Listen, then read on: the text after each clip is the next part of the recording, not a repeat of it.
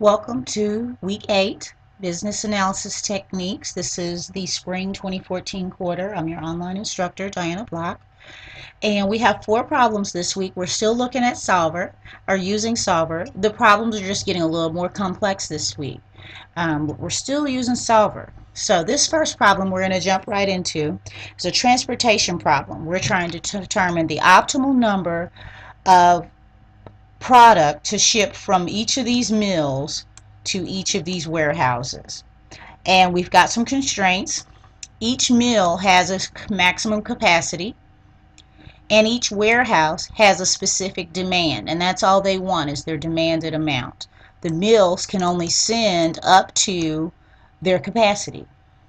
So we've got information here about how much it costs to ship from each mill to each different warehouse. So what we're going to do here is we're going to sum everything shipped out of Pineville to each warehouse and sum that. So I've got a sum formula here. It's going to sum these three, this whole line, put the sum here. And so everything shipped out of Pineville has to be less than or equal to 25 because that's the capacity of the Pineville mill. So whatever we ship out of Pineville, it can't be more than 25. We're going to do the same thing with Oak Ridge Mill.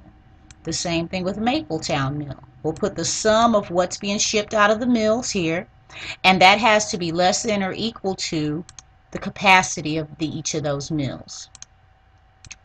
Then down here, I'm going to also sum how much is going to each warehouse because we need to give the warehouse their demand. So here I've got a formula that says sum everything going to warehouse 1. And then my constraint is going to be that has to be equal to 30 because that's the demand for warehouse 1. So then I would also sum everything going to warehouse 2.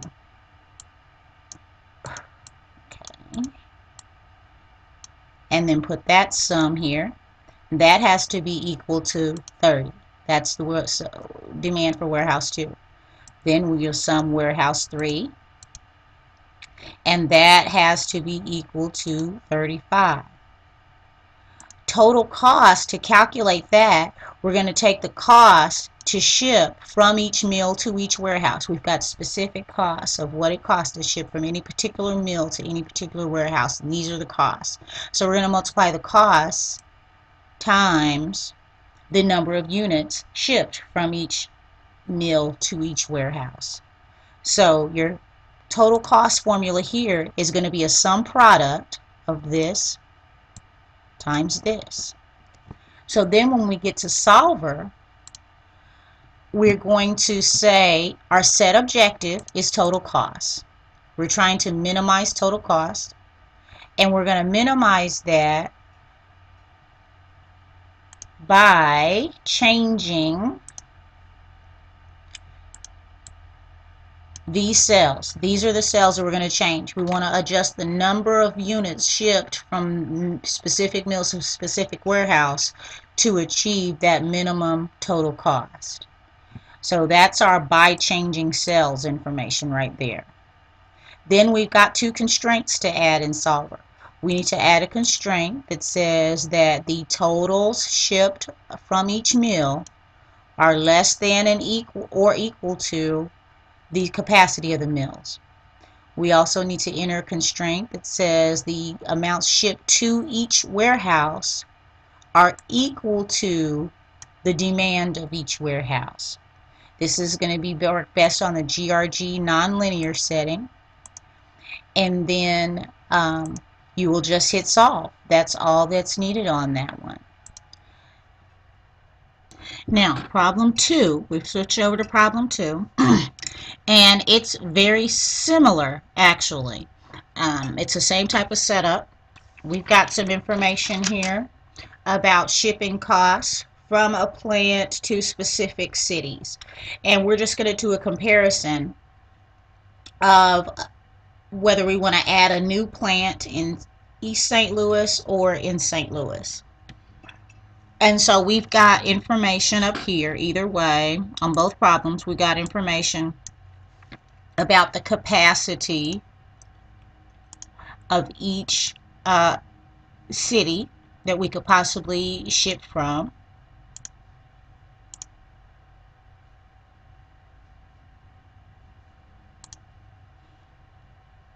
Sorry, I had a technical difficulty for a minute there.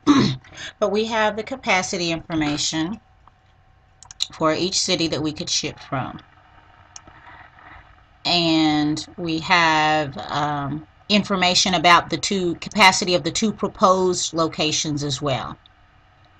Okay, and then we've also got information on the demand of all of our current cities.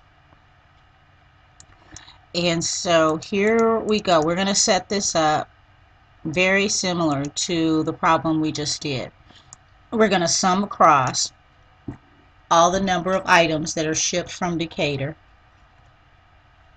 and we could put that sum here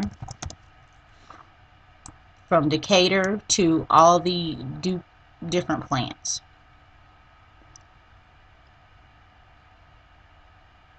And we're going to want to add, so we've got our sum of everything sent out of Decatur. You're going to put your sum of everything sent out of Minneapolis, everything sent out of Carbondale, everything sent out of East St. Louis. And these amounts need to be equal to the capacities of each of those places. Here's the capacity of Decatur, Minneapolis, Carbondale, and East St. Louis. So these need to be equal to the capacity. Then we're also, like the other problem, we're going to sum here. We're going to sum everything going to Blue Earth. Everything going to Blue Earth from each of those locations. And then we're going to sum everything going to Zero, everything going to Des Moines. And these need to be less than or equal to the demand of those specific locations. So again, we've got two constraints, just like we had in the last problem. The sums from each location that ships from needs to be equal to that location's capacity. The amounts shipped to each of these receiving locations need to be less than or equal to the demand from those locations.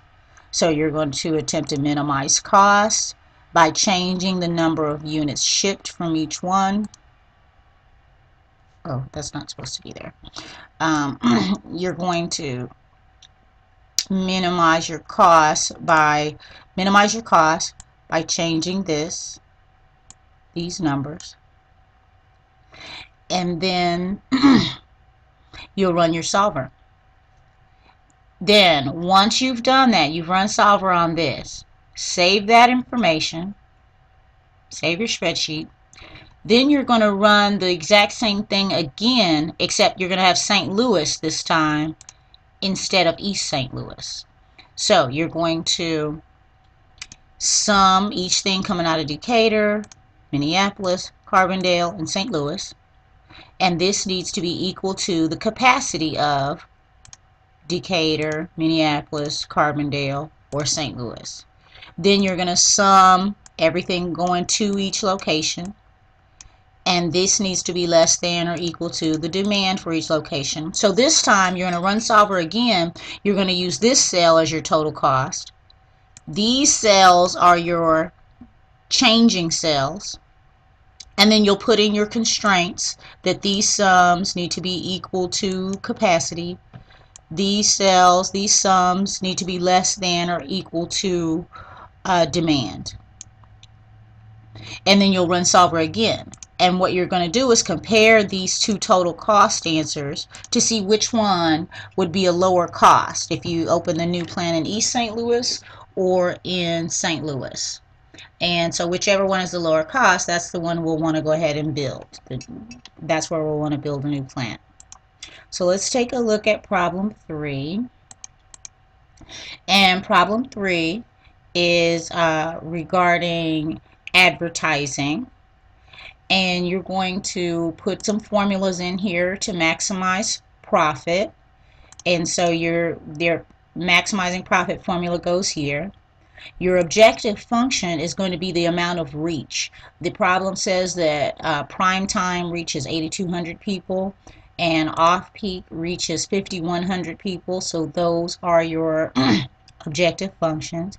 You've got constraints of prime time must be greater than equal to 2, I believe, let's say, at least 2 prime time ads, yep. And so that's a constraint. Off-peak ads, you must be less than or equal to 6, no more than 6 off-peak ads. Then you've got a constraint for the budget. And your budget says that each primetime ad costs $3.90 and each primetime ad costs $3.90 and each off-peak ad costs $2.40. So you will be entering the costs here, and the sum of those costs the total cost must be less than $1,800. So this is more similar to problems that we have done previous weeks, where you have to set up one primetime ad times the number of actual primetime ads to get a sum here, and that has to be greater than or equal to 2. Then you're going to have a 1 here times the number of off-peak ads, and the sum product of that has to be less than or equal to 6. Then you're going to have the budget numbers, the cost figures here of each type of ad, and the sum product of that has to be less than or equal to 1,800. So that's similar to the previous problems we've done. You try to maximize profit by changing these cells, enter the 3 different constraints, and then solve. And so then we've got a part B to this problem.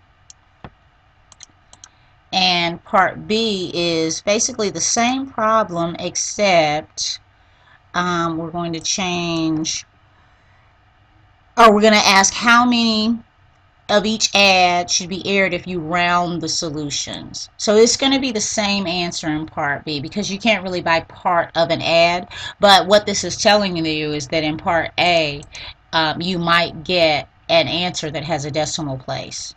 So in part B, all you're going to do is just round that to the nearest whole number, because you can't have a partial of an ad. So A and B, you should have basically the same answer, except part A may have some decimal places. And the way that you get Solver to not give you decimal places is you're going to add an extra constraint. When you run it for part B, you're going to add one additional constraint that says these numbers must be equal to integer. That is one of the choices in Solver, is that you can say it has to be an integer. So when you enter your constraint, these 2 cells must equal integer. And that's going to make sure you get a whole number. Looks like, okay, part C. Part C, you can leave off. We don't really need that because it's the same. It's going to be the same answer. So just do parts A and B of this, and then part C, you're going to get basically the same information. It's telling you to force Solver to solve as an integer rather than manually rounding. So all 3 of these, the same basic answer. So then on problem 4, again, this is similar to the problems we've already done. You're going to enter your utility function here is your objective function, your utility function. Your utility amounts, rather. That's what you're going to enter as the objective function. So we don't have time. This video is limited to 15 minutes, so work on this one. If you have some questions, email me and we'll talk about it by email some more. But this is similar to things we've already done, so I think if you look at it, you're going to get it not without too much trouble. So I look forward to talking to you in the discussion this week, and have a great week 8.